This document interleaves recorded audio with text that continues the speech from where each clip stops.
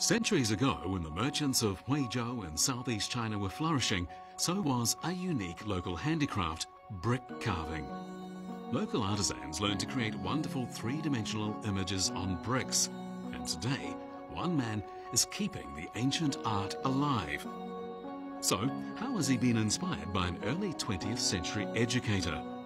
Please stay tuned for HUIZHOU brick carving, part of our unique handicrafts series.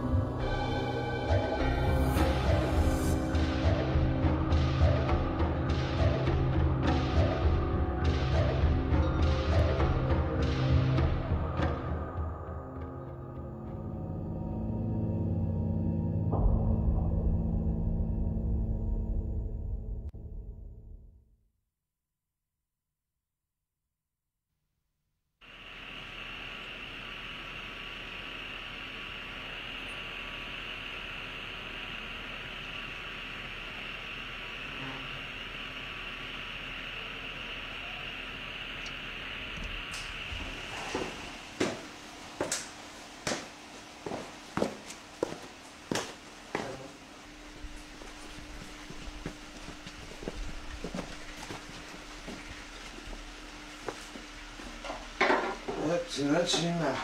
吃这个呗。吃这个。没事就不行，他就不。好。来一杯啊，等于没起草。准备了。准备。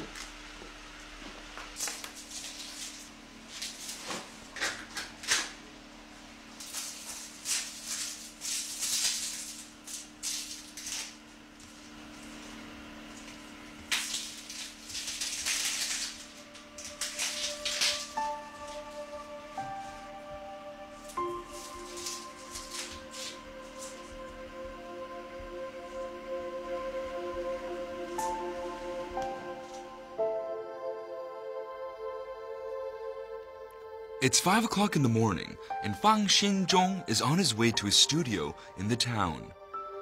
The car jolts through quiet streets and across fields echoing with the croaking of frogs. Fang always starts a new day in this way.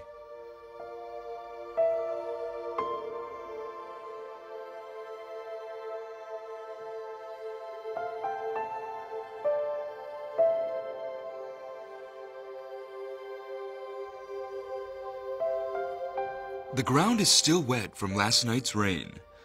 The simply dressed old man scarcely warrants a glance as he walks quietly across the courtyard. Yet he is an acknowledged master of a 1,000-year-old craft, brick carving.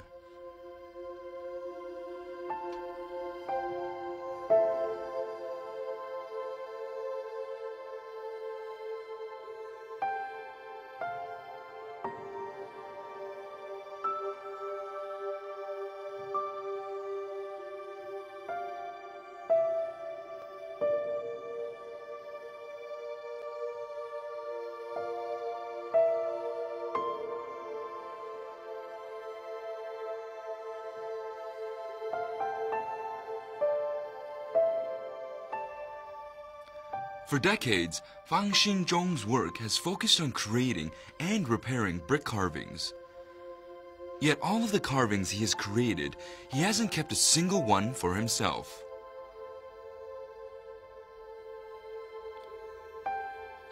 Many years ago, Fan Xinzhong was told something by an old brick carving artisan that he has never forgotten.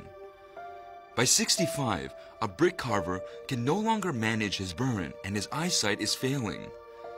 Fan Xinzhong's eyesight is still good, but he's anxious to make a brick carving to leave to his son as an heirloom. He has been thinking about the design for a long time and has even come up with a title, a HUIZHOU family.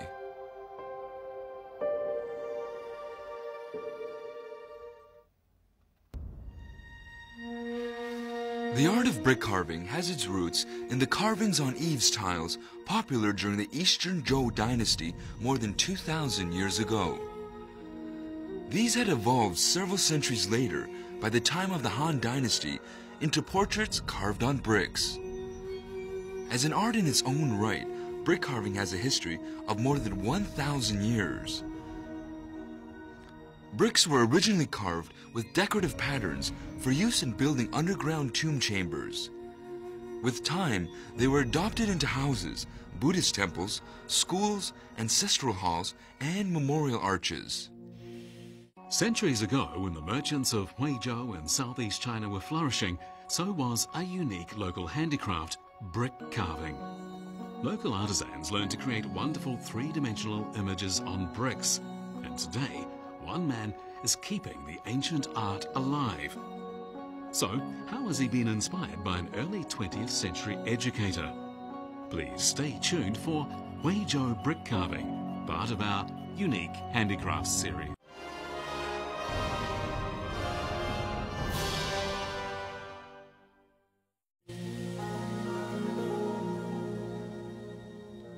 The art of brick carving reached its height during the Ming and Qing dynasties.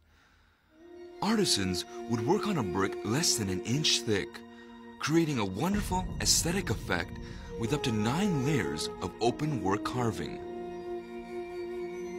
Eventually, they began carving more complex images on the bricks, copying the hanging scrolls of traditional Chinese paintings or open books. Before long, different carving styles emerged in different parts of the country.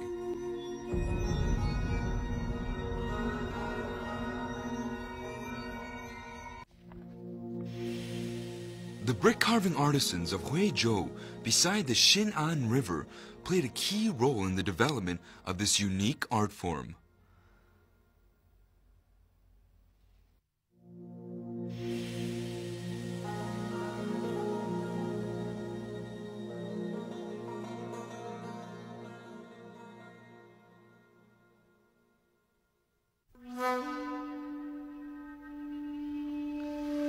HUIZHOU has a very long history.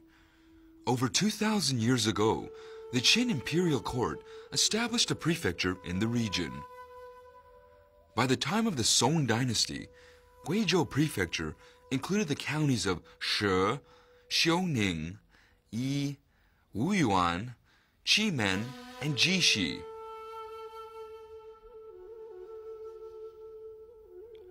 Huizhou used to be cut off from the outside world by high mountains. In this isolated environment, a distinctive culture gradually emerged. In the aftermath of the fall of the Song dynasty in the 13th century, Huizhou became a sanctuary for scholars fleeing the war-ravaged Central Plain. For 300 years during the Ming and Qing dynasties, merchants from Huizhou dominated the nation's commerce. By the 16th century, they exercised a virtual monopoly over the salt trade. They built up vast fortunes. At one time, Huizhou's wealth was said to account for nearly half of that of the country. Many of the successful Huizhou merchants returned to their home villages, where they expanded their houses and built ancestral halls, temples, memorial arches, schools, and gatehouses.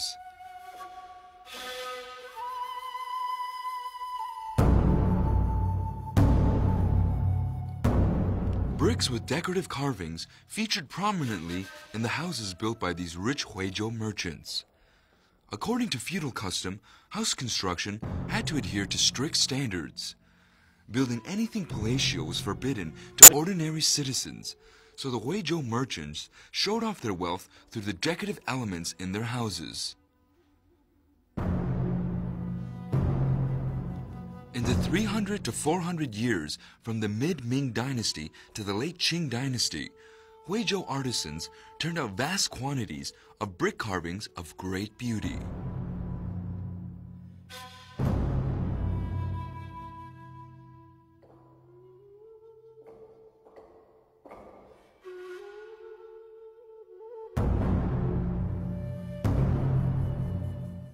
前世不修，身在徽州，13、14岁往外一丢。"这什么讲法呢？就是讲我们的人多地少，养不活自己，就13、14岁都要出去谋生，出去学生意了。家里都是妇孺老幼，那么男人要出去做生意，这个妇女都要送出村口，送到廊桥，走出廊桥以后呢，就在这里远远的眺望。一旦得知男人要回来了，也在这个窗口远远的眺望，天天坐到这里盼他回来。徽州人在外面不管做了多大的官，赚了多少钱，都要回来修房子，为了尽忠睦族。我们这里有一个民间有个说法，叫1000日门楼100日房，修房子要2、3年就完成了，但是内部的装修、细部的雕刻跟门楼的装饰就要好几年。这个把请来大量的这个能工巧匠，把这个他们的才艺全部都施展在这个上面。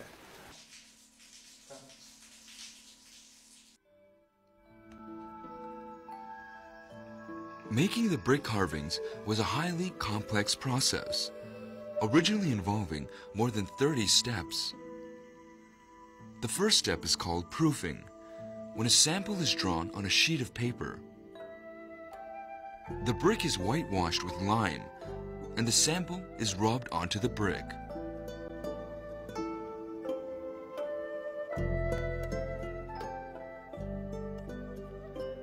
A common mistake made by beginners is to forget that most brick carvings will be positioned above eye level.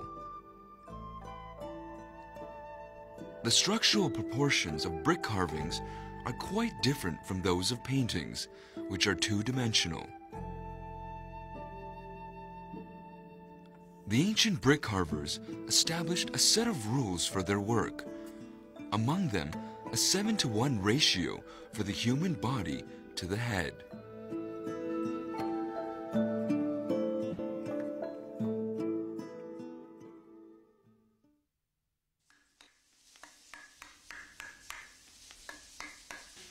With the proofing done, the outline of the design can be carved. according to the contours and depth indicated.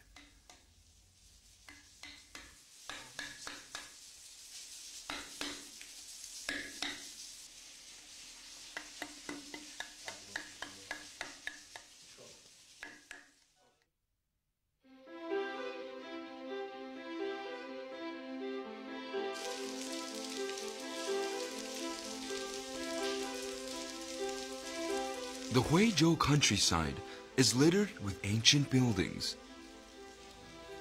The most typical examples of the traditional local architecture are the ancestral temples. The brick and stone block carvings combine exquisite craftsmanship with local features. To Fan Xinzhong and other brick carvers in HUIZHOU, they are an inexhaustible source of inspiration. The ancestral temple of the Wu clan on the northern bank of the Xin'an River was built several hundred years ago. The carvings on the brick and stone blocks there, even the damaged ones, still retain their beauty.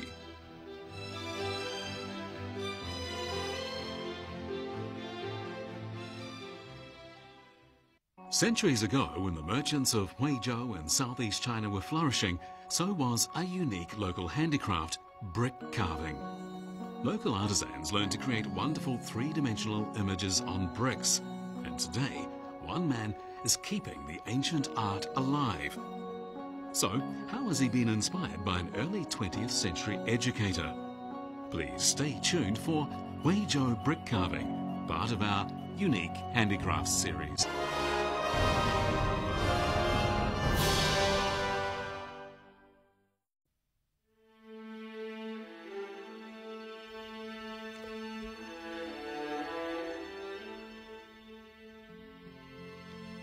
Despite the passage of time, the ancient buildings continue to look young.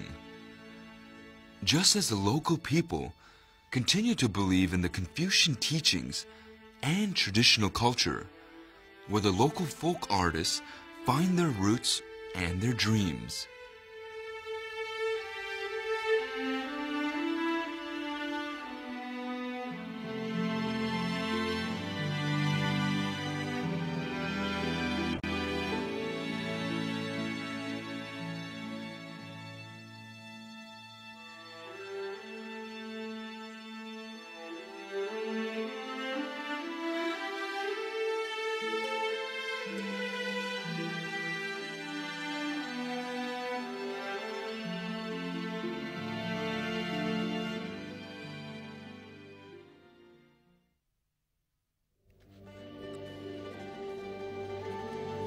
A brick carver uses a dozen different tools and several dozen carving techniques.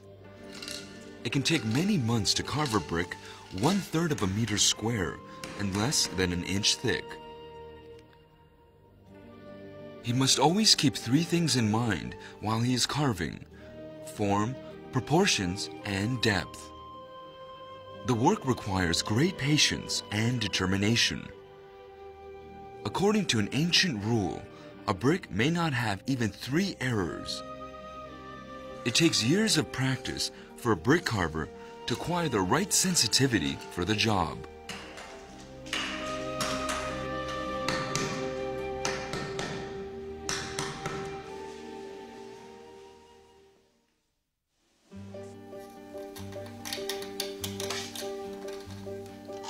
Once the outline of the design has been carved, the sculptor begins work on the details of the human figures, buildings, and plants.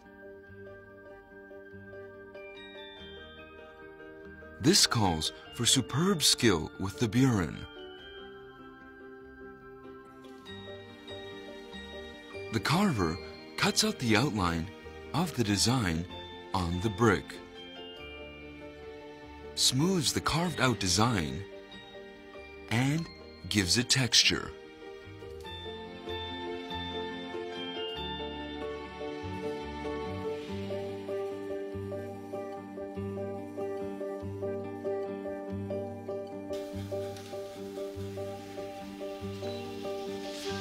The carving is at least 2 centimeters deep. A raised part must be visible from 6 angles if each element is to appear distinct. Under a light, the carvings reveal a beautiful, rich tone. This marvelous effect is created by the carver's skill. Figures dressed in robes are depicted with lines of varying depths. Sleeves are drawn with shallow lines, and a beard with comparatively deep lines.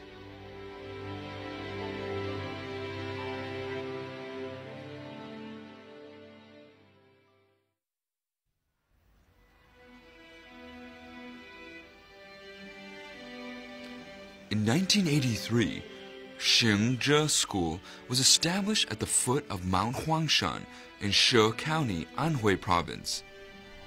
It was named after the great educator Tao Xingzhi, who had been born in the county. After his retirement, Fang Xingzhong began teaching HUIZHOU-style brick carving at the school. Fang Xingzhong often takes his students out to sketch in the countryside. He explains to them how to observe the texture of the tree bark and leaves, the ripples on a river, and the arrangement of roof tiles, so that they can bring them out vividly in their brick carvings.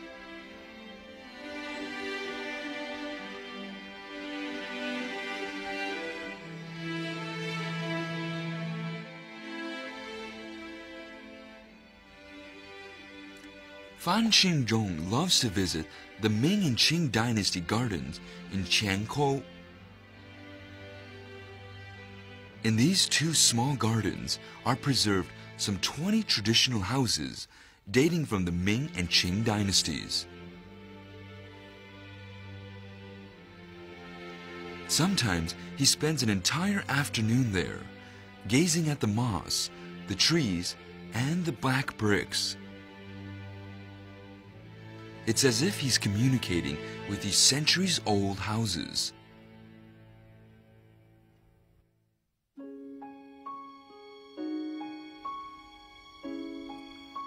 It took Fang Xingzhong more than 3 months to complete a HUIZHOU family. The man is finally returning home after many years away. His wife and children have come to meet him. He stretches his hand out tentatively towards his wife. She is happy, but at the same time a little shy. The children are obviously overjoyed. They are standing amid pine and cypress trees, with a stream meandering in front of their house.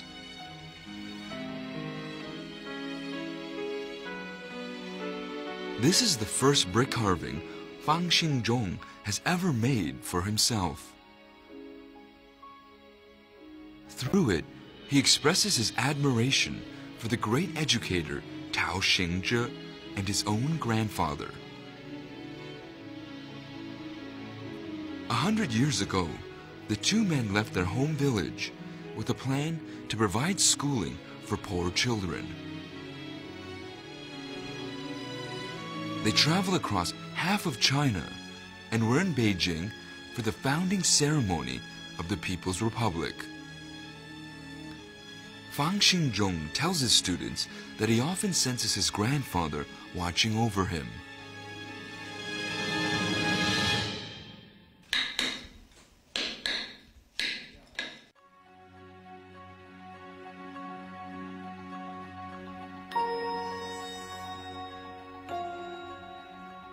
HUIZHOU is not Fang Xingzhong's family home.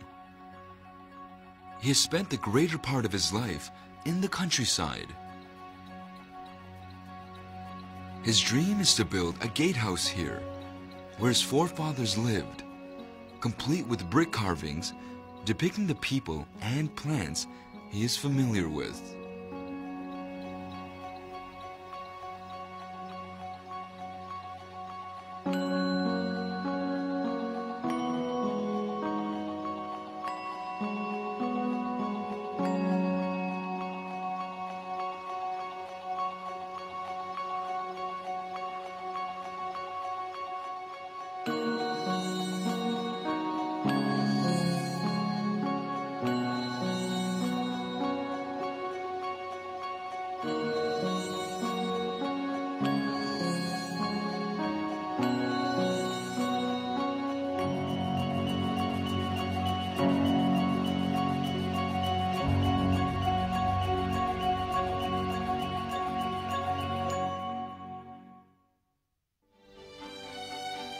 A flower bud and parts of a cicada are transformed into a most unusual work of art. Making hairy monkeys is a craft that is unique to Beijing and one that is rooted in the very special Beijing sense of humor. But how did it originate? And who are the people keeping it alive today? Please stay tuned for Hairy Monkeys, part of our unique handicraft series.